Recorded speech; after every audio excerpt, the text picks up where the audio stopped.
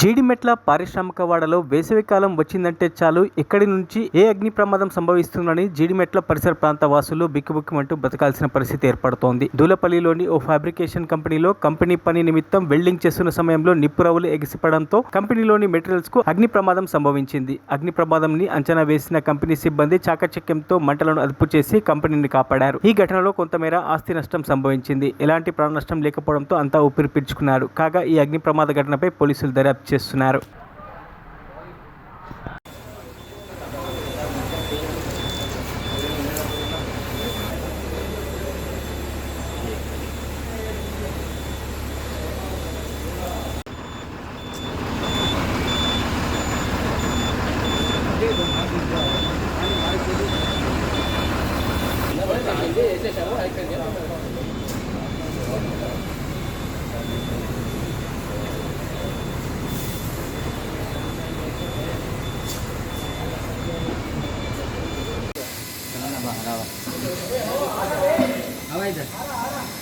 गर्मी ना लगी था